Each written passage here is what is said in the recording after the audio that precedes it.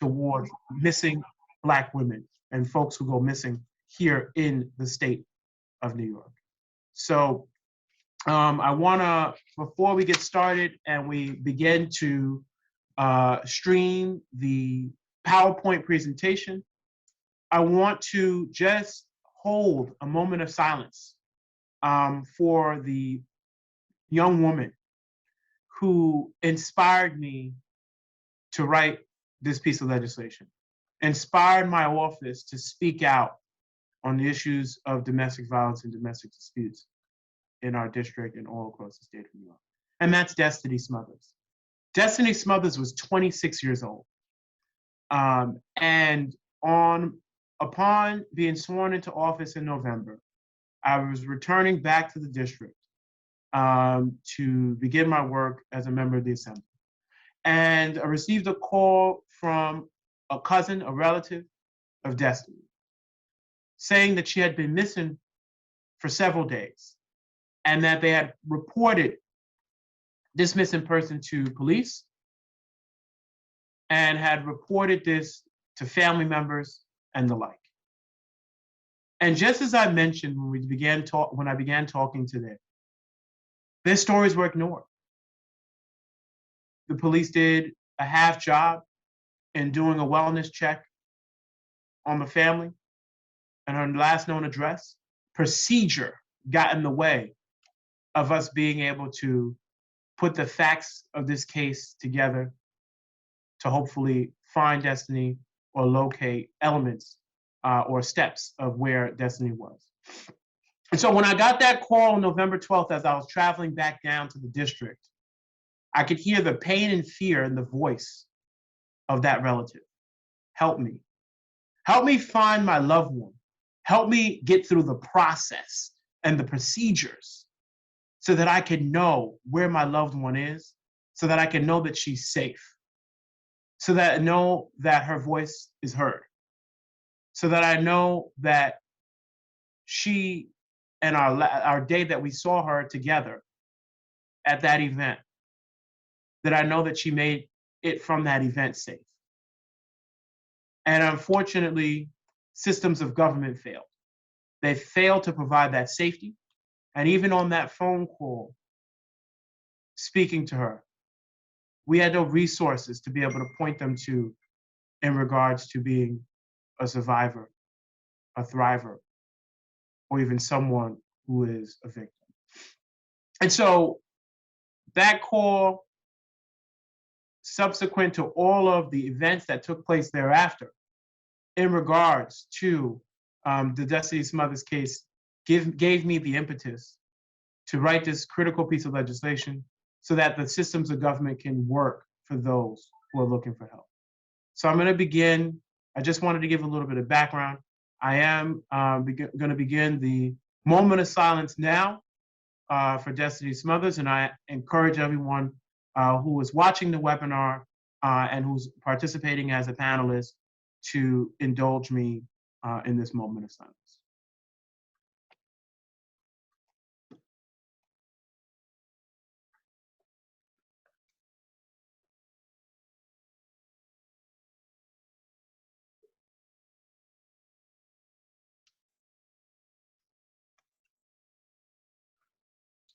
Thank you.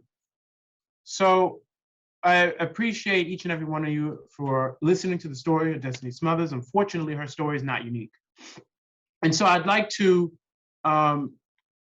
introduce my colleagues who are championing this legislation in the Senate, in the other house, the upper house. And we'll talk a little bit about, or share some remarks about their impetus in supporting this legislation and supporting this effort to ensure that victims and survivors, thrivers of domestic violence and domestic dispute truly can be heard. So without further ado, I'd like to introduce New York State Senator Julia Salazar from the 18th Senatorial District to speak. You are welcome to unmute and share some brief remarks, Senator. Thank you, Assemblymember. I'm trying to start my video, but I'm unable to. I think I need permission to start the video. Okay. Let me make it cool. Should be good now. Thank you. Excellent. Sorry about that. No worries at all. Thank you so much, Assemblymember Anderson, for your leadership on this really important issue and for sharing Destini's story with us and allowing it to motivate us to act. It really is a preventable tragedy that so many women, in particular, of course, this issue does not uniquely impact women, but it does disproportionately impact women, and especially Black and Latina women, women of color in our state. In most missing person cases, the time period of the first 48 hours is the most critical time period to locating the missing person safely. And missing victims or survivors of domestic violence are at a particular risk of being harmed. According to New York State's Amber Alert statistics, in nearly 7 of every 10 Amber Alert cases, children are successfully reunited with their parents. And in just over 17% of Amber Alert cases, the safe recovery, or rather of missing person cases, the safe recovery of the missing person is a direct result of the successful use of the Amber Alert system. And it's in recognizing that the helpful role that alert systems have played, that is what motivates us to support the legislation that I'm going to speak about, although certainly am grateful for Senator Sanders' leadership as well on this issue, and for his legislation. We're talking about bill number S7562 in the Senate, and Assembly bill number A8492, Assemblymember Anderson's bill with myself to create an alert system specifically for missing people who are survivors of domestic violence. It would be a purple alert system designed to provide emergency awareness of missing victims of domestic violence only once it is confirmed by appropriate parties that those individuals may be in danger. And it's an alert system that would also take into account any identity protection measures on behalf of the victim or survivor, and work to make sure that the public is alerted without placing protected identities at risk. So this is, we are grappling with the challenge of both taking seriously our collective responsibility to protect and empower survivors of domestic violence, while also wanting to respect people's privacy, and respect the decisions and measures that they may have taken in order to protect themselves. So it can be challenging to balance these things.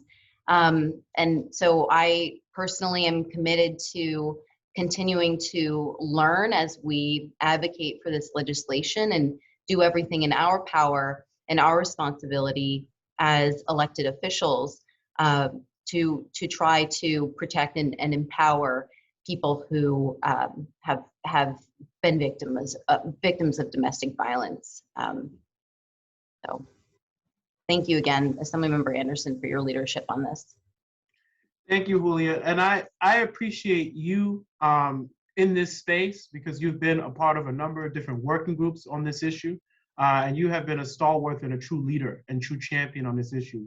And so I'm thankful to have your leadership and your partnership here at the table, because we want to make sure our systems recognize these individuals, these families, and recognize that harm and respond to it in a way that understands that the end goal and the end outcome is to be reunited, and to get services and to get help, but most importantly, to be heard. And so I appreciate you for that, Senator. I know you have to run to session, as do I. But I thank you so much for spending time with us this morning. I thank you so much for carrying this piece of legislation in the Senate. And I'm looking forward to passing this bill this session because we have to make sure that survivors are heard. And I thank you so much, Senator. Really. Thank you, Assemblymember. Awesome. So, and I know her team will still be on the call to answer any other questions or concerns. Next, I want to introduce a good friend and colleague, State Senator James Sanders Jr., who is carrying the Destini Smothers bill in the New York State Senate. If we could unmute Senator Sanders and invite him up to say a few words.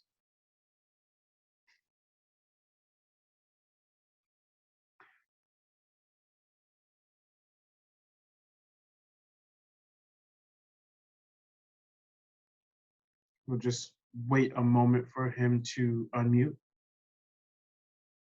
And just to, while we're waiting for the senator to come on and unmute, just to provide, again, a clear understanding of the two pieces of legislation, we have Assembly Bill number 8492, which we'll show in the presentation. Once we go back to the presentation, I just want to give my colleagues a moment to speak. And that will provide for an alert system for those who are documented victims and or survivors, thrivers of domestic violence here in the state of New York. And then the second bill is the Destini Smothers Law, which would ensure that we change the systems of government and operations, including through law enforcement and agencies that are supposed to respond to those who are victims, survivors, and thrivers of domestic violence documented here in the state of New York. So I want to just provide that clear distinction, and we'll go into it throughout today's presentation and legislative briefing. But I wanted to just provide that distinction and impetus. And Senator Salazar spoke to her bill, and Senator Sanders will now speak to the Destini Smothers Law. So let's get him up here and let's get him up unmuted, team. Hi, Assembly members. So it looks like the senator may have hopped off. It looks like Paul is on. I'm going to make him panelist. This might be the senator, and maybe that's the name that it's under. Okay. Awesome. Thank you kindly.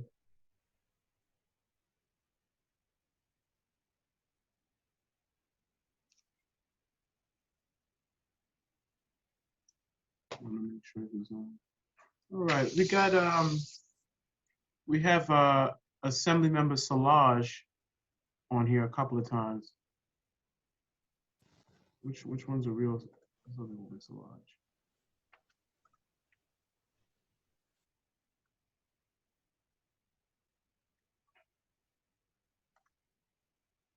Okay, I see Paul.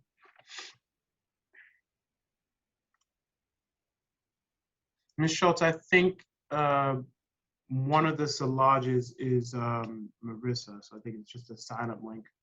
While we wait for Paul to unmute, I'm gonna talk a little bit about the Destini Smothers Law and why, on my end in the Assembly, I decided to write this law and ask my colleagues to champion it in the Senate. The bill, as it stands, is a piece of legislation that provides resources and supports to families and relatives of missing persons. It creates and establishes that level of transparency across all state police to police connections, which is so important, regarding cases that cross over counties, cities, and within the state. And if folks understand the Smothers case, they'll understand that this was a case that crossed over counties, towns, and cities all throughout the state, and various different police forces and entities of law enforcement were not capable of creating that direct line of communication because process stood in the way. And process stood in the way of that communication, which could have certainly helped in finding Destini a lot sooner. And so what this bill would accomplish is that it creates that collaboration among missing persons and domestic violence departments within law enforcement agencies. So each law enforcement agency has some level of domestic violence engagement within it, but also in the state agencies, Department of Transportation and the New York State Division of Criminal Justice Services also has a role in helping and assisting those who are victims, survivors, and or thrivers of domestic violence, but also the Office of Victim Services, and making sure that those different agencies and divisions coordinate and collaborate with family to provide not just the resources, but also to streamline those communications between law enforcement. The bill would accomplish that through making sure that immediately after a person is missing and that report is in, that it goes straight to law enforcement, but also to those agencies so that they can provide a touch point to the families. And that's so important. And so one thing that's important about this is that one, for those who want to receive updates from loved ones as the case proceeds, it's important that those agencies are in touch with the families, that those support groups are in touch with the families. One of the things that's most stressful about anyone going missing, whether it's a victim, survivor, or thriver or not, is that level of information. And as the senator said, the first 48 hours is so critical. And so getting these families in touch with those agencies, but also law enforcement to begin the process of helping search is going to be key and critical. That's the first thing. And secondly, this legislation and the spirit of this legislation helps us to provide that trauma-informed intervention, that emotional support, that mental health care for families of survivors, because there's a lack of support for those families. There's a lack of guidance through that process for these families. One of the things that I said when I first started today's legislative briefing is that one thing that stood in the way of us doing more and working to find Destini a lot sooner is process. And what this bill does is help clarify and create that level of process, but also that transparency in that process. No more will there be, I'm not sure which department to call, I'm not sure which agency to reach out to, I'm not sure this, or I'm not sure that. Those roles will hopefully with this piece of legislation be clarified. Roles with law enforcement, but also roles with our with our state agencies whose job it is to be able to get folks to connect. And so that's really exciting and important because we want to make sure that those resources are there. Also, one of the things that's helpful with this piece of legislation is that the case will help assist in pushing the reform of law enforcement transparency to help those who, again, have experienced these continued failures in these systems. So there's that level of transparency and accountability, but there's also that level of connecting people to agencies that will be helpful in this process. Next slide. Assemblymember Anderson? Hey, Paul, thank you so much for being on. Yes, I just wanted to, on behalf of Senator Sanders, I know he intended to be here, but I just want to, again, on behalf of Senator Sanders, thank you, Assemblymember Anderson and Senator Salazar, for your leadership on this issue. As everyone knows, this is extremely important, critical, and I'm here to learn, so appreciate your invitation. Thank you. Thank you so much, Paul, and thank you so much for doing the work that you do. What's your role at Senator Sanders' office? I'm the legislative director. Awesome, awesome, awesome. So making sure that we get our bills in and we push them. So we thank you, Paul, for your work, and we tip our hat to the senator and thank him for his role and being a part of this very important space. So now I want to move on to our panel discussion, Voices of the Impacted. These are advocates and people who will share their stories and share how important this legislation is to addressing the deep-rooted causes and issues that we see around domestic violence and domestic disputes here in the state of New York. So I want to welcome up Angelina, Rosado from Returning Hope, one of our partners and group members, which we're so excited to have her on the call this morning. And Shavonna Warmington, right from our backyard, Ladies of Lavender, which does an incredible work in connecting survivors to resources, after these troubling and trying moments. I want to thank those two for joining us today. Angelina, thank you so much. Unmute, come on camera. We're looking forward to seeing you. Do we have permission for her to unmute? Or is she, Angelina? Yeah, you can hear me? Yes, good morning. Okay, good morning. I can't put my camera on, I need permission. Okay. I think my deputy is the host. There we go. Excellent. Deputy, if you can make me co-host too, so I can just put these folks on. Also, the folks who are on the panel that have Assemblywoman Salazar on, if you could just change your name. I know that your sign-up link might have led you that way, but just change your name for the purposes of the Zoom call.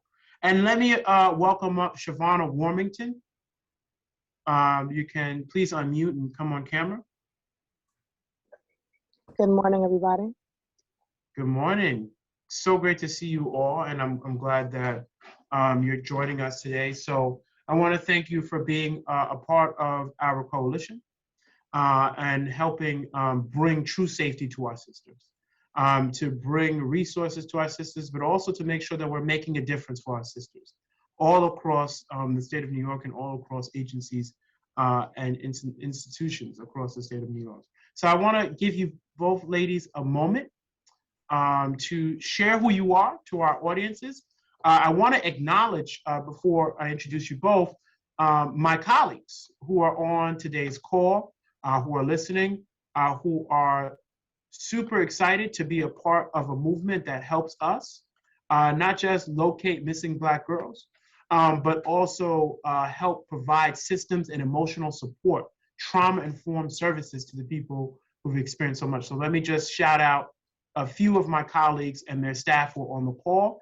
The Office of New York State Assemblywoman Chantel Jackson, the Office of New York State Assemblywoman Stephanie Zitterman, the Office of New York City Councilwoman Sylvina Brooks Powers, the Office of New York State Assemblywoman Rebecca Seawright, the Office of New York State Assemblywoman Micaël Solage, and those are the folks that I see so far on the call.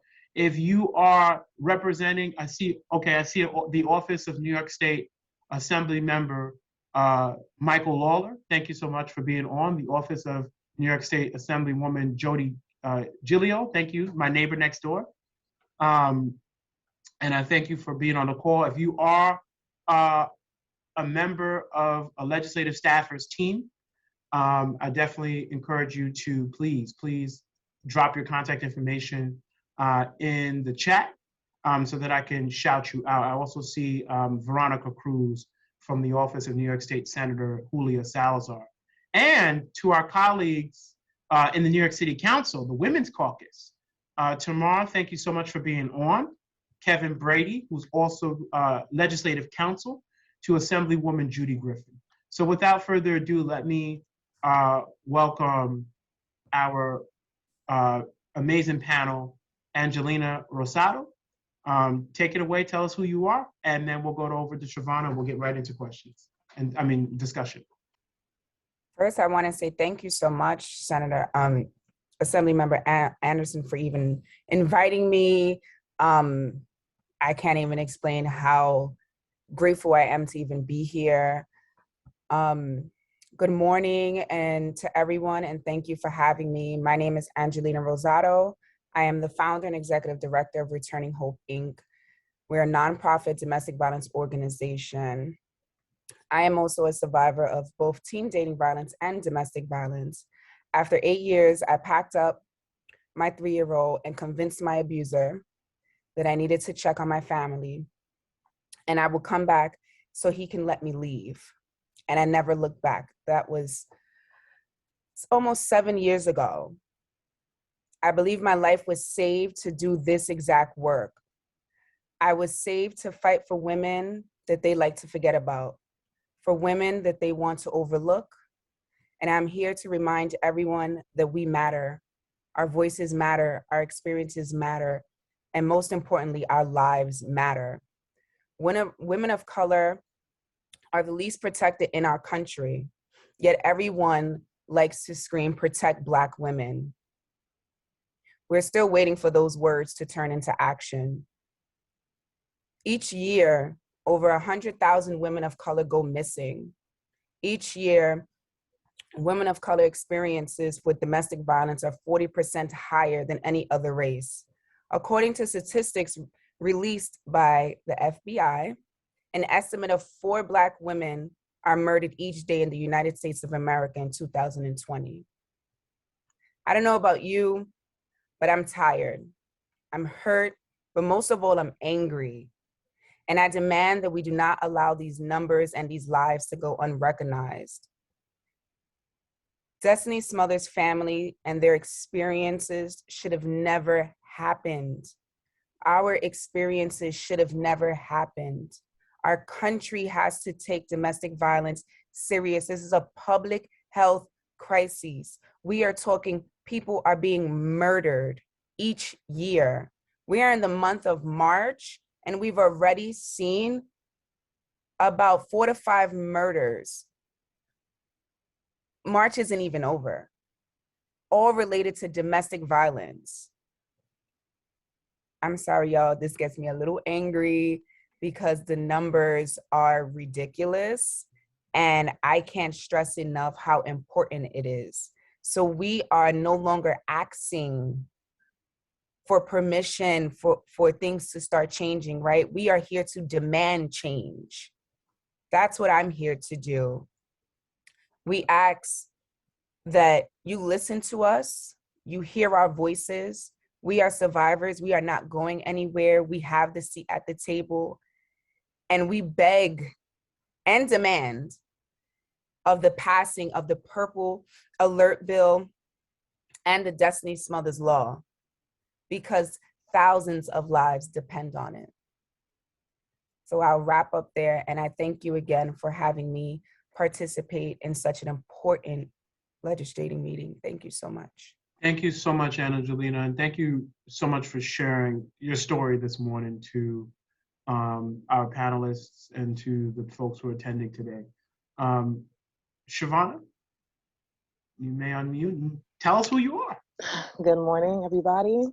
My name is Shavana Warmington. I am the CEO and founder of Ladies of Lavender Incorporated right here in Springfield Gardens, Queens. My nonprofit provides emergency transport for domestic violence victims. I've realized, being a survivor of domestic violence, that escape is so crucial.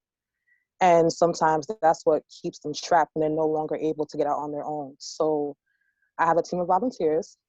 I am the main driver, and we get the calls. We get to the location. We're calling Safe Horizon en route unless we already have a set up location to where you can go. And we get you out of there safely. We don't travel solely by ourselves. We do have backup in case we need to have protection of sorts. And we're doing our best as survivors of domestic violence to fix that gap that I know, me personally, I didn't have that. All I had was a car of my own at the time, gave trouble, but that got me out of there. No one was willing to volunteer to get me out of my situation because, of course, domestic violence carries a stigma. Nobody wants to get involved. It's always see and don't see, hear and don't hear, because it's not your problem. That is something that needs to stop. When I was in my situation, I survived 7 years of abuse. And at the time, no one knew where I was because they figured, okay, she's of age, she's probably with her boyfriend. That was the reaction that was given from authority when my parents would reach out and say, hey, I don't know where my daughter is. When in truth, my abuser kept me isolated so the abuse can continue. These laws are long overdue. As we're sitting here on this panel talking, I'm pretty sure somebody is being beaten to a wall and the kids are watching and they're afraid to reach out or they're unable to reach out. Someone's life has just ended. Someone's walking into a situation blindly with the abuser waiting to take control of them when they walk through that door. Somebody's not going to work. a child's in school right now traumatized because their parent just got victimized in front of them before the date started. We need these laws to move. We need retraining across all city and state agency in regards to domestic violence and trauma. We need to make sure that there are services for the families. I know that my family, even though I walked out of my situation, they still have to deal with what they have as their trauma, because nobody is going to sit there and watch their child walk in with a black and blue face, their vision altered, facial fracture, and just take it peacefully. I'm sure my mother still carries her trauma, and they don't really have services for the families of DV victims. All hands needs to be on deck with this in regards to missing persons and law enforcement. That gap is ridiculously huge, where it's like, well, it's not in my jurisdiction. If we had that fixed already, that victim could be in McDonald's and spotted, and somebody could have called in and said, hey, I just seen such and such here. This is their license plate number. And we can get to them so much faster and save way more lives. This is too many graves for DV and not enough resolve. As was stated before, I'm not begging. I already pulled my seat to the table. I have my boots on, and I'm ready to push the issue as hard as I can, and hopefully somebody else will catch on and follow suit. We're tired. Every time I see a case on the TV, it's re-triggering. It's like, when is it going to stop? When is enough enough? When will the lives of victims matter? We need to see more of them out here on the streets alive and well. No more flower laying, no more slow song singing, no more services. I'm gonna keep it short in there and pass the mic back to who's in charge. Thank you, Senator. Thank you, Assemblymember Anderson. Thank you for the invite. It's an honor to sit up here, and I'm trying to just end it here because it's here. As a survivor, it's here. So this is very, very important to me. Thank you, Shavana, for just unfortunately reliving that trauma, but reliving it in a way that says never again, in a way that says that we have to do more. So I really appreciate you for working with our office, for working with Safety for Our Sisters Coalition, to really helping address this issue at the core. And the core is that we need more trauma-informed supports and resources. And that's what these two pieces of legislation seek to do. So I'm really excited for your presence today, but also for you to share your story with my colleagues. So let me introduce State Senator James Sanders Jr., who is the sponsor of the Destini Smothers Law in the New York State Senate, for him to share some brief remarks, and then we'll get right into the discussion. Senator Sanders. I'm being told that I can't, I trust you can hear me because I cannot, you're disabled my video. I will speak until you figure out how to bring me on. Can we get, the team, can we get Senator's video on? And make me a co-host so I could do that too. Well, that's fine. I will continue speaking until that happens. There's nothing worse. Have video privileges. You're good to go. Go ahead, turn your camera on. Okay, all right. There is nothing worse than when love turns to hate, where we claim to love one another and cherish and all of that stuff, and yet it turns into some type of obsession, some type of madness, and people just can't go on with their lives. Under those conditions, society has an obligation to step in. Society has an obligation to ensure that women, children, men, seniors, whoever is in this situation is protected, are protected and their rights respected. Now, I love it when the victims become victors. I love it when those who have gone through things decide that they are not going to put it up with it anymore and that they are going to go further. And they have taken this, of course, to the world's favorite assembly person, Khalil Anderson. And he is a fighter of no small magnitude, and we will see it through. As one of the sponsors in the Senate. It is my honor to, I do this in honor of my mother, who had to deal with some stuff that she shouldn't have had to deal with. I'll just leave it like that. So this is a personal thing to me. We're going to see this through. We're going to stay on it. We're not going to go away. We're not going to pretend that we don't hear the voices screaming, that the neighbor next door, that maybe she did walk into a door for the 10th time. We're not going to continue to lie to ourselves. We're going to stand with the oppressed and therefore make this a better society. Having said that, there are greater voices than mine, and I want them to be heard. And I'm turning this back over to you, Khalil. I'm very grateful for Senator Salazar also, but it is an honor to work with you, Assemblyman, to bring some justice to people who deserve it. Thank you very much. Thank you so much, Senator. And I hope to get as cool as a bow tie as you got, because that's looking sharp there, brother. And it's purple, and I appreciate that. Thank you so much for being a champion for this issue. For folks who don't know, Destini Smothers was a constituent of mine and Senator Sanders in the Rockaways. And this is why, aside from the very real instances that even the senator shared and my office has faced around domestic violence, this thing is very personal.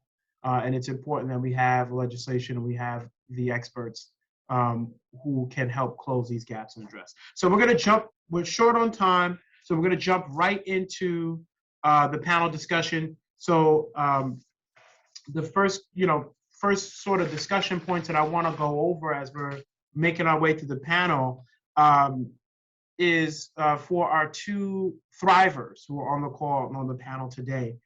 The purple alert legislation, which would seek to, again, provide that safety and that alerting system for survivors, for victims, for thrivers. How do you see this piece of legislation helping in the movement in this space to do what we as legislators intended to do? So that's open for either Angelina or Shavonna. Hi.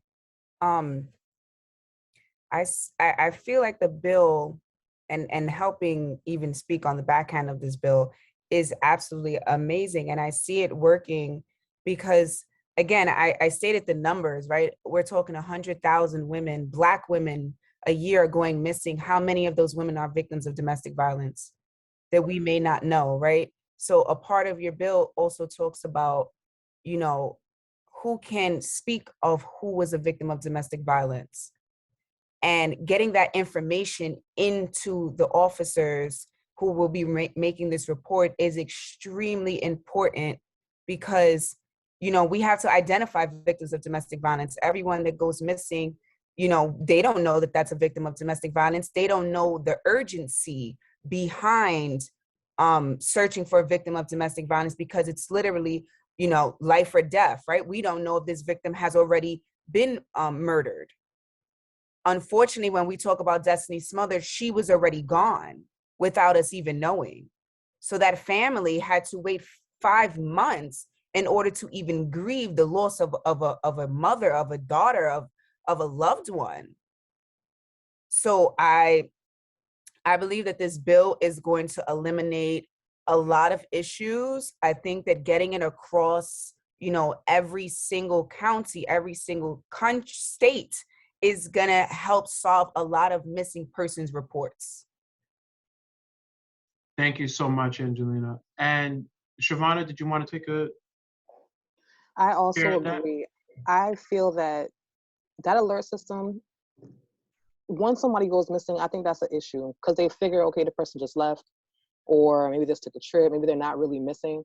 We need something that's going to be that trigger. I see more alerts out for missing animals versus women of color. And it's beyond me. At this point, it should, as I said, it should have been in place. So something that should have been introduced a while ago, but at least it's made it this far. We need it. We need it. It could be a situation where the mom knows, the neighbor knows, the doctor knows, somebody knew something was happening and they can call it in, and then that alert goes off. And if this person is spotted, it increases the chances of that network to see, hey, maybe if I spot this person, I can say this person's here and save them. And we don't have to worry about another loss. Without a doubt. And to both of our thrivers who are on the call this morning, what are some of the process issues that you've faced with working with agencies, either to get help or to get someone within your organizations or within your spaces help? Okay, Angelina, I'm gonna step on your toes. I know y'all both could write a book about it, but it's I important started. unfortunately, it's important for my colleagues who are on the call to hear some of the dysfunction of these systems, because it'll create more ideas for legislation. So all my colleagues and their staff who are on the call, I'm writing bills for you. Go ahead, Shavana. I'm sorry to give you guys more work, but I'm glad I'm giving you guys more work. So give us work. Let's start at the beginning, calling into NYPD. A lot of times we have cases where I personally have had orders of protection, and if the officer that comes to a call about a violation of order decides it's not a violation of order, that report does not get placed.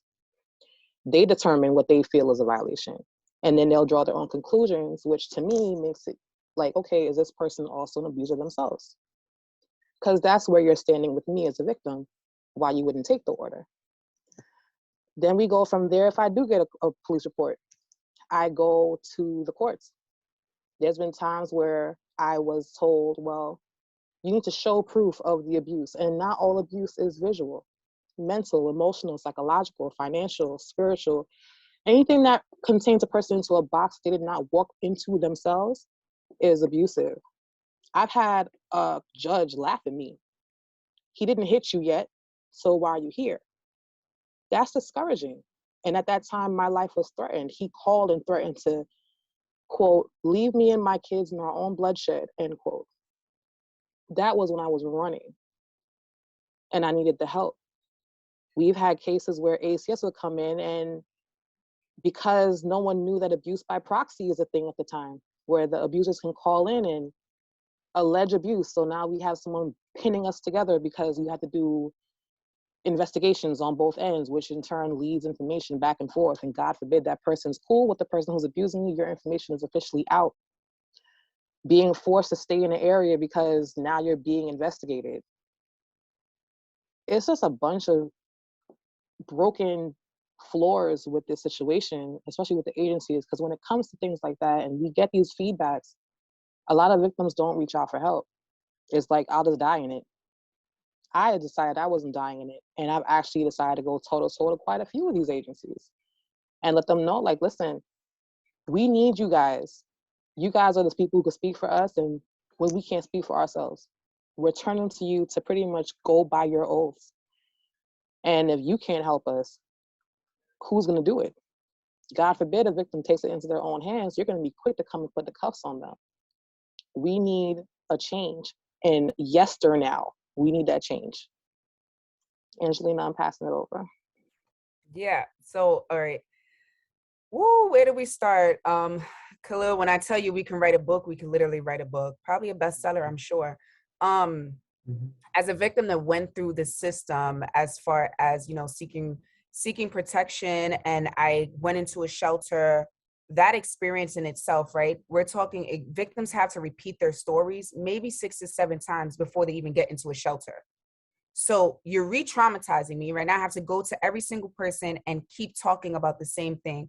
9 out of 10, my child is sitting right next to me. So I don't want to go so far into details because I have a baby sitting right next to me.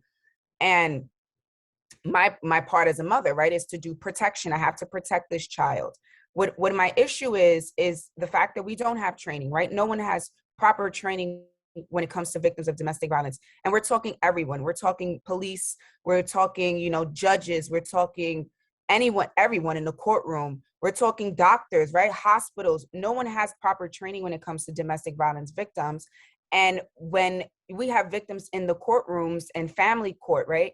Our country sends this mixed message to victims of domestic violence. And it's the messages of, you know, you're a victim of domestic violence, you need to get out.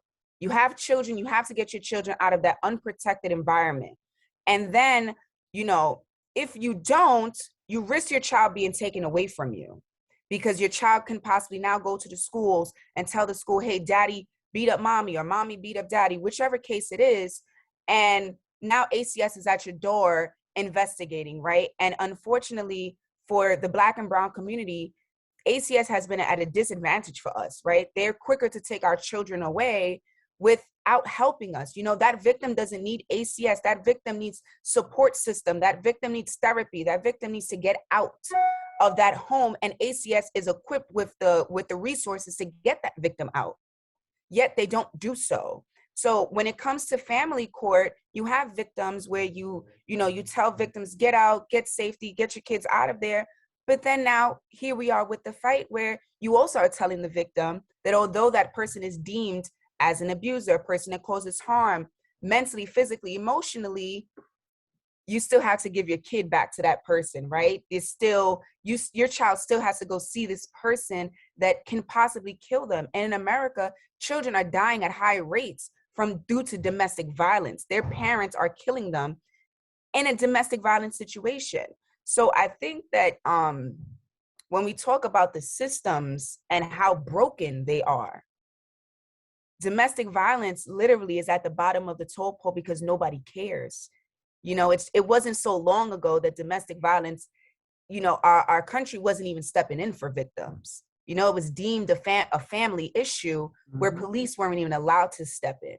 So these laws are necessary, they're needed, and I promise we demand even more laws. You know, Anderson, I'm giving it to you. Let's start creating more laws. Absolutely. And I thank you, and I challenge accepted, because we want to make sure that we address this issue holistically and understand the harm also too that the agencies have done in either poor or subpar responses. And the theme is clear. Women feel, and victims and survivors and thrivers feel unheard and underrepresented. I've heard far too often that the Administration for Children's Services has been a tool to be weaponized against victims by abusers, and has not been that tool of support that the agencies was created to do and be. So we have a lot of work to do there, and I'm thankful for my city colleagues who are on the call, who are listening, and I'm sure that we'll go back to their principals and share these concerns with that agency so that we can begin the process of healing families. Let me take a brief commercial break to acknowledge some of my other colleagues who are on the call and their offices are on the call. New York State Assemblywoman Pat Fahey, Assemblymember Al Taylor, Assemblymember Kimberly Jean-Pierre, Assemblymember Sarah Clark, Assemblymember Donna Lapardo, Assemblymember Damon Meeks, Assemblymember Jeff Aubrey, and New York State Senator Robert Jackson. Thank you all for being on the call this morning, your offices and your staff, and listening to the voices of the impacted, listening to those who are impacted, not just by their own personal experiences, but also through the agencies whose job it is to help support them through this crisis and through this moment. I want to thank the New York State Coalition Against Domestic Violence also for being on the call today. Thank you so very much for being on the call on the Zoom today. I want to take last words from Shavana and Angelina, and then we have another panel of some experts who have some policy recommendations and ideas as well. Angelina, take us away with closing.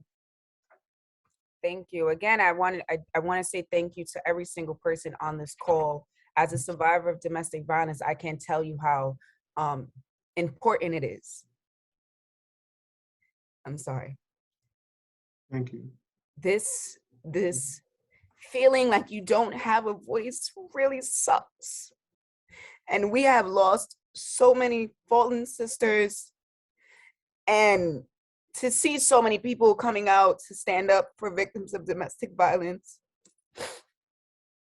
is touching. You know, I got into this work because I was the voiceless. I didn't have someone standing up and speaking for me. So I chose to use my voice, and I knew my voice was going to be loud and it was going to be mighty. And I knew I don't know how to take no for an answer. So I make sure that every room I stand in and I step in, I leave a mark, because, and I talk about domestic violence in every single room I'm in, because it's not a conversation people want to have. They deem it as a heavy topic, and it's such a sensitive topic. You know, for 8 years, my life was heavy. My life was hell. And if I can give you just a little peek of what I dealt with, you know, you guys would want to do more. And I say this, Khalil Anderson, I appreciate you for stepping up for victims of domestic violence and allowing us the space and the opportunity to sit with you and fight with you. And, you know, Shavana, my sister in purple, I love you. All my sisters in purple, we are a group of advocates that come together each month and we fight together on who we need to talk to, right? And my sisters are all survivors, and they are the most strongest women I've ever met in my life. And when you are a survivor, I don't know if any survivors are out there, but find your sisters. Your sisters are going to be your strength, and they're going to lead you, and they're going to help you. So I thank each and every one of you, and thank you for having me. Thank you, Angelina, for your bravery, for your courage, for your fight, but for your spirit, and lending that to all victims, all survivors, and all thrivers across the state and across the nation. We will get through this. We will come out on the other side of this. We will become a better society once we fix our laws and our systems and our agencies that have failed you all as victims, as survivors, and as thrivers. Shavana? Angelina, Purple Heart to Purple Heart, survived by scars. I thank everybody for listening. I thank you, Assemblymember Anderson, for even having this put together. I'm gonna be a little tougher because I don't like to show emotion. I firmly believe that my survival was not in vain. And because I survived something that killed many, and it hasn't killed us mentally, emotionally, and spiritually broken the rest, for the survivors of like myself and my sister Angelina that are gonna be soldiers in this, we know what the work is, and we challenge everybody listening, including those who have the power of the pen. Look at it like this. If you have children, you don't want your child to become a victim. The last thing you want is to not know where your child is, or know that they're being abused, or to find that they're being abused and there's nothing being done about it. I wouldn't wish the path that we've walked on anybody, not even my worst enemy. The feeling of being helpless, it scars us deeper than the scars we've got. And that's what makes our push even greater, to see that this has changed. We need this. We need this not just for us. It's not too late for us, even though we survived it, but we need this for the ones coming up. We have kids in junior high school, elementary school, that they see it at home. Now that seed has been planted. And what's gonna happen when they grow up? They're probably more than likely gonna grow up and show what they've learned. It needs to stop now. We need to get to them. We need to get to the ones above them. You have us, you have grown adults. And it's not just women. Men are getting abused too. And the same way we're out here fighting for women, we're fighting for the men. There are services, reach out, say something, make it known. Because the only way we can help you is if you speak. So I'm leaving the baton in your hands. You got to continue the race on the legal tip. We definitely need to see a change. We need it now. I don't want to hear tomorrow morning that we have another body to count, even though we can't do a lot in 24 hours. You already have the words from our mouths, strictly from the survivors. Again, I thank you for the opportunity, and I'm hoping that this pushes in the favor of those who have gone on that needed this, the ones who are still here, and unfortunately the ones who may encounter it later on. Thank you. Thank you so much, Shavana. Also, thank you for your courage in this fight. We need your voice. We need your story. I want you to know that my office, that my colleagues who are championing this legislation in the Senate, and my colleagues whose offices are on the call today hear you and see you, validate you, and acknowledge you in this moment as you all are fighting to rid our society of the scourge that is domestic violence. Thank you both so much for being on the call today. You're free to stick around as we bring up our expert panel on domestic violence, but I thank you. Thank you both so much. Now I'm gonna welcome up Miss Marissa Bernowitz, who is the Dove Program Coordinator at Queens Offenders, and Miss Christina Blackburn from Speranza Human Compassion Project, who will speak to, and they have a presentation, my team will put the presentation on. They'll speak to the issues of domestic violence and the process in which we work to combat domestic violence from the front line for children and for women. I saw some new participants jump on, so I wanna just thank everybody for being on the call. Today is a legislative briefing and discussion around the issues of domestic violence impacting us all across the state of New York. We are pushing two pieces of very critical legislation, Assembly Bill number 8412 and Assembly Bill number 8492. These are two critical pieces of legislation, one which will create a purple alert system here in the state of New York, which would alert the appropriate agencies to missing domestic violence survivors, victims, and thrivers here in the state of New York, which is so key and critical. Similar to the Amber Alert system and the Silver Alert system, this system will operate and create that level of transparency and communication with the Department of Transportation, as well as the Division of Criminal Justice Services and the Office of Victim Services here in the state of New York. The second bill, 8412, is this Destini Smothers Law. It's a piece of legislation that would require law enforcement agencies to collaborate when there is a missing persons case that crosses counties, cities, and towns and villages all across the state of New York to provide that streamlined connection and process, but also will activate and engage state agencies, city agencies, the appropriate agencies to then begin to respond with trauma-informed care and resources in collaboration.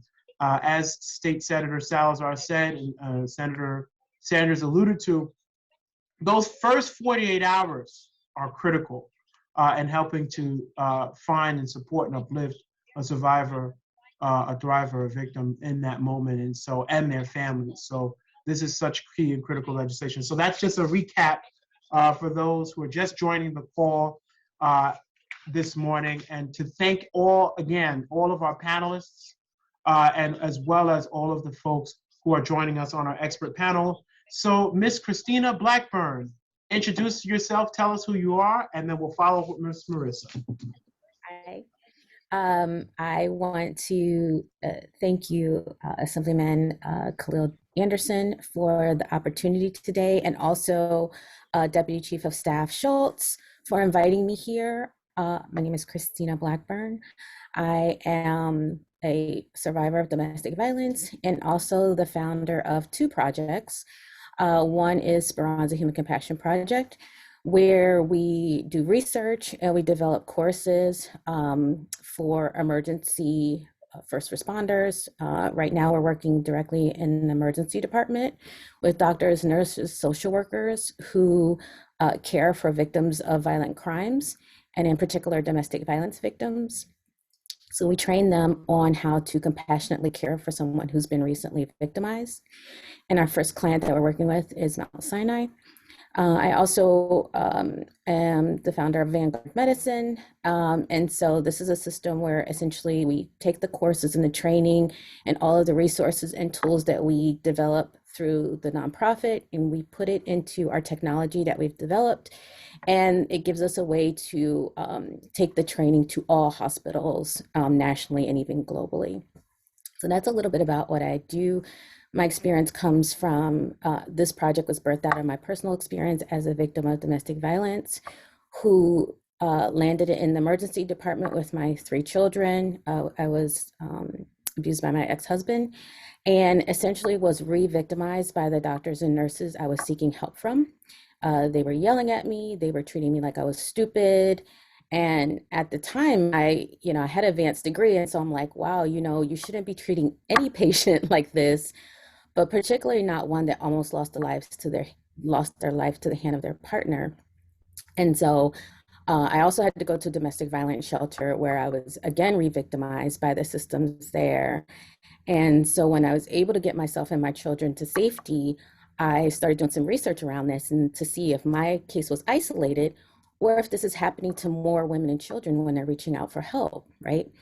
And so I started to realize that doctors and nurses receive no training in their formal schooling around domestic violence, yet half of all victims will require emergency medical treatment. And in the city of New York, pre-pandemic, it was about 700 victims that call 911 every single day. And those numbers have been holding steady for the past 10 years. And so if you think about every single day of every year for 10 years, 700 women and children are calling domestic violence. And we primarily focus on women with small children in the home, because we know that that's the bulk of domestic violence. And we know that that's the most underserved community right now. There's very little research. There's very little funding to support that group. There's a lot of money around human trafficking and a lot of attention being, given to that, and sexual assault, which are very much needed. But that's a very small portion of the violence against women and children.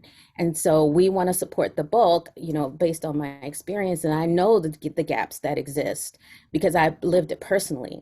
And so instead of being angry about it, I wanted to be part of the solution, the same as Angelina and Shavana. And so I developed coursework. I work with subject matter experts and people actually working on the ground every single day, doctors and nurses who see this every day. And they're like, Christina, this is an issue. My doctors, my nurses, they're doing the wrong thing with patients. And I'm like, I know, I lived it. So we want to be a part of the solution. So that's a little bit about my work and what I do. Thank you. Thank you so much, Christina, for sharing the amazing work that you do. And we're really excited to have you on the panel this morning. No stranger are any of you all to our office, but Marissa's a frequent flyer. So we appreciate you for being on the call today. Take it away. Tell us who you are, what you do. Thank you. Good morning, and thank you for including us in this briefing. My name is Marissa Bernowitz, Executive Administrator and the DOVE Domestic and Other Violence Empowerment Program Coordinator at Queens Defenders. We're a nonprofit legal services organization providing high-quality indigent criminal defense representation in Queens County since 1996. I am also a survivor and witness of multiple versions of domestic violence throughout my life, physical, emotional, and others. To everyone here watching today, know that you are not alone, and I am not alone either. I was crying as Angelina was talking, so I had a few minutes to clean my face there.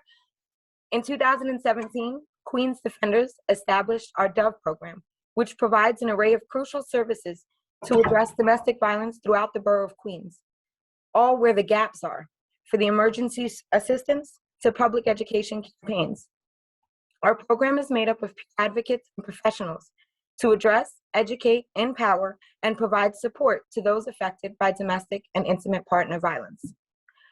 Personally, as a longtime peer advocate for domestic violence survivors and victims alike, and now through my work at Queens Defenders, we are proud to support the Purple Alert Systems Law and Destini Smothers Law brought forward today. I spent a good portion of my young adult life living in the same neighborhood and even the same building that Destini Smothers grew up in. Edgemere Projects, Far Rockaway, Queens. Destini is the same age as my younger sister when she went missing. Destini and I may not have grown up together, but the ties in our community bind us. Our lived experience and the impact domestic and intimate partner violence has had on our lives echo one another's stories. While my story has led me to deliver this testimony today, the same cannot be said for Destini and others like her, whose lives were abruptly and violently cut short by domestic violence and a system that failed to protect her. Destini's story is one that needs to be told, heard, and in this case, pave the path to establishing laws that can save the lives of people having gone through something like her, like me, like many of the women here today, and countless others. any person who goes missing, and especially when there's domestic violence involved, law enforcement agencies must be required to collaborate and provide real support to families and loved ones reporting missing persons, and to activate the alert system that gets the attention, the resources, and dedication it deserves. In that legislation, it says that it has to be documented. The way it's documented needs to be addressed. Because even if you don't have an order of protection, because they don't give them out like candy on Halloween, even if you feared calling the NYPD, if a trusted family member knows that you were being abused, that needs to be heard. Domestic violence cases are frequently misunderstood and typically unreported. And that causes agencies to either do double work or work without all of the facts and information. This causes large aspects of cases to be missed. The miscommunications happen more in Black and Brown communities, where we consistently see biases lead to victims and their families being unheard, not believed, and ignored. I'm left wondering if Destini would be here today if we had better systems in place to address these serious gaps. Through Queens Defenders outreach programs in Far Rockaway, Southeast Queens, apparently we get calls across the city and the nation thanks to our partners that reach out to us. We see and actively work to address the rampant inequality in the level of resources given to communities of color. We need strong, targeted laws in place to protect individuals impacted by domestic and intimate partner violence, especially women of color whose stories are often ignored by our society and media and buried in the back pages if posted at all. Destini's story should have been front and center, but many people don't even know her name. We're calling on you, and yes, a frequent flyer in Khalil's office before he was an assemblyman. I knew him before then. We're calling on you to change that today, to honor Destini and the countless individuals whose stories led to the same tragic end. With laws in place to cover all missing persons, women, men, transgender, cis, however you identify, you are a victim of domestic violence if you have not gotten out safely yet. We stand before you as survivors now, but at one point we were victims, and now we're trying, and we will change the laws that are in place. With laws in place to cover everyone. In Destini's case, her family advocated to every agency imaginable that she was a victim of ongoing domestic and intimate partner violence. She was not just a missing young girl who decided not to go home with her partner that night. She was a missing mother, daughter, a woman of color who was abused for years, and her family's worry that the history of violence indicated that she was in harm was disregarded, dismissed, and not taken seriously when first reported to law enforcement. The red tape that was in the way, it wasn't a law. It wasn't for them to do. Being in a public defender office, this one might shock people, but the 101 precinct did what they could. There was red tape in the way. There wasn't a law or a procedure that allowed them to collaborate with other law enforcement agencies and to bring it the attention that it needed or the laws to follow for it. They were minimized when they were not allowed to file a missing person report until 8 days after she went missing. There was no law in place that required them to even take the report. Despite a laws aimed at preventing this from happening to someone else, to one of us. We are hopeful that the issue seen in Destini's case will be addressed in the Purple Alert Systems Law and the Destini Smothers Law. Community work and activism can only do so much when working against ineffective systems that are not up to date with what is currently known about how to address criminal cases of domestic violence. I urge all of you listening today to support the Purple Alert system and the Destini Smothers Law, as these important pieces of legislation are critical first steps in addressing domestic violence and keeping those in our communities safe. Thank you for your time and consideration. of these two important pieces. And Khalil, I will continue to be a frequent flyer in your office and every one of the elected officials here, and we're not going to stop. And I thank Angelina and Shavana and Christina and even Senator Sanders. That's something I didn't know, so thank you for shedding the light on that, that this is personal for us. This is, everybody is affected in one way or another, whether you like it or not. And so we need to put these laws in place so that it doesn't happen again. Thank you so much, Marissa. All love, and you know that. I appreciate you and all the amazing work that each woman and organization that's on this call this morning does to do their part to help address the gaps and the holes that we have in this system. We have to take our experiences and work to uplift those who are experiencing. And so we have many women and men across the spectrum that are faced with domestic violence, and the strong, courageous groups and organizations and women who are on this call this morning are taking their experiences and helping those who are experiencing in the moment. So I appreciate and uplift each and every one of you for that work, and thank my Deputy Chief of Staff, Monet Schultz, for her incredible work in getting us all together this morning to talk about this subject matter, to talk about ways we can work to improve, but most importantly, to share the stories that have often gone faceless, that have often gone unheard, that have often gone underrepresented. So I appreciate each of you all. If we can get Ms. Blackburn's PowerPoint on, Ms. Schultz, I want her to be able to go through her presentation.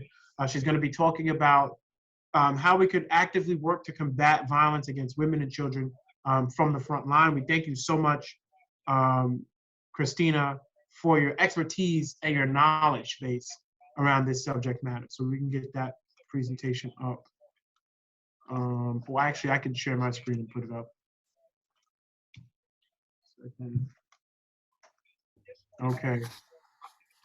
Let me just share my screen and put that up. Hold on 1 second.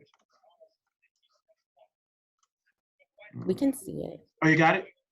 Okay. Yeah, we can see it. So I'm just going to high level go through because I know we're kind of short on time and I've already done a brief intro to myself. So we can go to skip like the next slide. We can skip that. I kind of talked about that a little bit. So interpersonal violence, yeah, it's fine. Interpersonal violence and child endangerment are the two things that we kind of focus on when we talk about, women with small children in the home. And a lot of times when women are experiencing violence in the home, as Shavana mentioned, there are children, and Angelina mentioned that there are children in the home witnessing this. And so that's kind of called child endangerment. And these are the areas that we focus on. And we try to train our first responders on to be aware of like intimate partner violence, domestic violence, what happens to that victim before they get to the door. And then what happens if you don't intervene while they're there and they leave, right? And you're putting that person at higher risk if you just, in that family and those children at further risk if you just allow the person to come in, you heal it, you work on their injury or whatever, and you send them home, which is primarily what's happening right now when I talk with my doctors. So those are the two areas that we focus on in our work. We can go to the next one. So if you think about a survivor, they're probably going to do one or two things if they're critically injured. So they're either going to call 911 or they're going to go to the emergency room. So this is where emergency rooms are a critical point of care, and they also need to be, I feel they should be a part of this, these bills as well, because they need to be alerted to these kind of things and they need to be aware. And if we don't train them and we don't give them the information, we can't really expect them to be part of the solution, which is happening now. You know, a lot of victims are pouring into the ED and the doctors just don't know what to do. They rely heavily on their social workers, or some of them don't even have social work, right? Or the social worker leaves at 9 o'clock and doesn't come back until 9 in the morning. And a lot of victims wind up sitting there and waiting until the morning for the social worker to come in, or they just elope, they just leave because they have kids at home, they have to get to work. And so they're not getting the proper care when they enter the ED because our doctors and nurses are not trained. And this is where Senator Salazar and I actually had spoken previously in October, last October, for Domestic Violence Awareness Month, around a bill that she put in place that has mandated that all doctors, nurses, social workers, and security in all hospitals in the state of New York have to be trained on domestic violence. This law is in place right now, and our doctors and nurses are not aware of it and are not following it. We can go to the next one. So 50% of women are seen have been seen in the emergency department report a history of abuse. And 40% of those killed by their abusers sought help 2 years before death. And so the high frequency of victims coming into the ED makes this a unique place to also be considered first responders and to also, provide the extra level of support. And as we talked about before, the police need additional training, but this is another avenue that also needs a lot of attention and training and support for that first responder, because they don't know what they don't know. We don't want to blame everything on them, that they're not doing the right thing, because we also need to think about them as human beings and what they might need to be able to do that job. And so that's kind of what the approach that we have. We want to support the survivor, but we also want to support that clinician so they are equipped with what they need, and so they can be that advocate for patients when they come in. We can go to the next one. This is something else that we want to think about, and other avenues that a victim, might be in when we're thinking about the Purple Alert system, and we're talking about Destini Smothers Law bill. Think about domestic violence shelter. If someone could be fleeing from their abuser, some shelters take victims' phone when they enter the shelter. So nobody might not know where they are, but they might be in the shelter. So the shelter should be included in this. Schools, record sharing, if we're talking about universities, or we're talking about K through 12 schools should be involved in this. Other high-risk facilities, we're talking about nursing home and mental health centers. Even working with the local media, they should be included in this. Working with employers should be included with this, because they're going to need to talk, and when we talk about that privacy piece, and who can be contacted and what information can be shared, this is where these other organizations need to be included in this bill so that that information can be shared quickly with the police when they need it. As we talked about, training police and other emergency responses. If you think about the mandated reporter law, every single doctor, every single nurse, every single social worker, they're vigilant about mandated reporting, right? Which is good. But I think, as Shavana spoke about, that can also put a victim in also jeopardy if they fought back and a child was present. And so, as vigilant as they are about this mandated reporter law, and I got to call I have to call ACS if a child witnessed abuse, we also want them to be that vigilant about these other bills and these other laws, right, that are on the books, about being trained, about being supported, and be that vigilant about the alerts that are out there. Educating the public on these laws, and just educating the public in general, is a huge way of also reducing the amount of domestic violence. Because when I go out and speak a lot of places, people don't even, sometimes, especially when I'm talking like with doctors and nurses, they don't know much about domestic violence. They might not have ever experienced it, or ever even been around people who have experienced it. So they don't have a language for it, but just doing constant public awareness is very important. Focusing on people who are have this issue with being a repeat missing person, giving them an extra level of attention, and also looking at juveniles who run away. And maybe, they're running away from a violent situation. So considering that also when we're talking about these bills. We can go to the next one.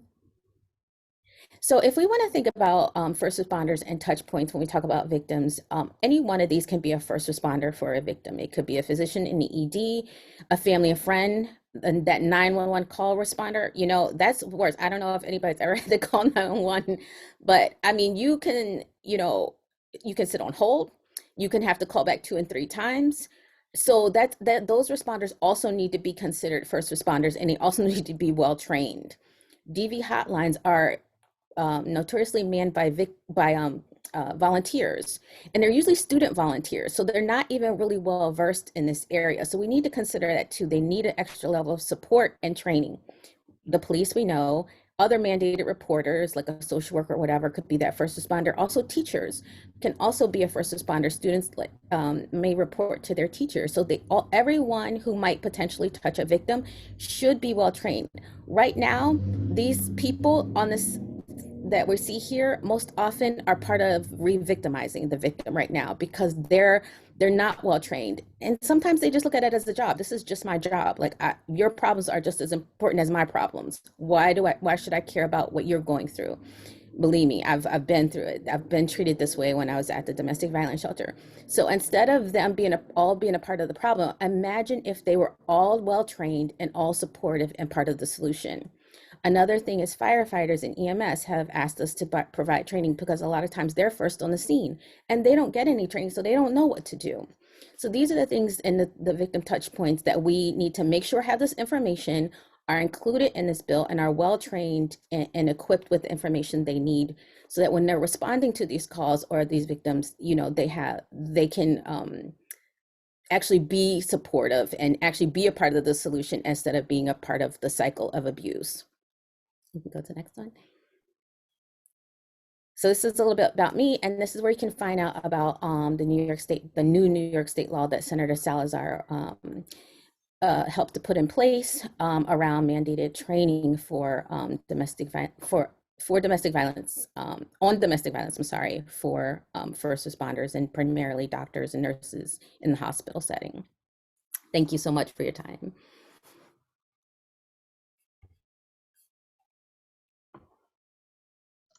Thank you so much, Christina, for just giving us a full synopsis of resources, but also a full synopsis on how we can better understand this issue and get a grapple around it. I'm gonna kick it over to my Deputy Chief of Staff, Monet Schultz, who is going to close us out and talk about some other amazing programming that my office is doing around the issue of domestic violence and supporting those who are victim survivors and thrivers. And Christina, can you please drop your contact information in the chat? And if folks didn't see the last slide, drop that information in the chat so folks can reach out to you and your organization to be supportive wherever possible. And I encourage the rest of the panelists as well, Angelina, Ms. Bernowitz, and Ms. Warmington to do the same. Let me kick it over to Ms. Monet Schultz, who will close you all out.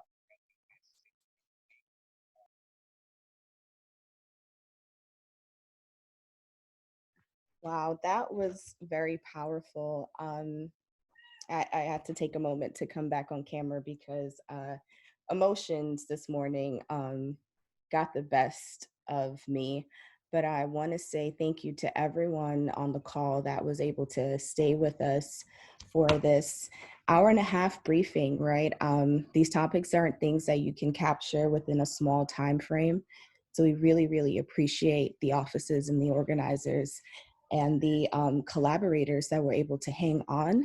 I'm really excited to announce that we're going to have our Safety for Our Sisters programming. So if you enjoyed these ladies, if you want to see Angelina again, if you want to see Shavana again, if you want to hear from Marissa, Christina, we'll also be joined by our partners from Jahaji Sisters this afternoon around 6 p.m. That will be streamed live from the Assemblymembers' Instagram and Facebook. And we'll be having more of a fireside chat along the lines of these bills, but going a little bit deeper into what wellness and anti-violence look like in relationship to addressing gender-based violence. So one more time, I want to say thank you so much on behalf of the Office of Assemblymember Khalil M. Anderson. I want to say thank you to Ms. Soraya Feliciano, who is our legislative aide, who's been super instrumental in sending lots of emails on the office's behalf. I'm sure many of you got your link through her emails, but also just helping to plan out and structure this event. Please reach out to either myself or the offices of Senator Salazar or Senator Sanders if you have any questions about the bill. If you have any thoughts or any amendments, We are so happy to be in dialogue with the community on this issue. It's very, very nuanced. And as the Assembly member said before, our model of governing is co-governance. So we want to just thank all of his colleagues in government and our peers. And I would just like to say thank you all one more time and have a really, really blessed day. And I will see many of you tonight. And thank you, Senator Jackson's office and all the offices that have been sending emails to sign on. I will definitely get those to Index today, and we really, really appreciate all of your support, and we'll continue this work. Thank you so much for having me. Thank you, ladies.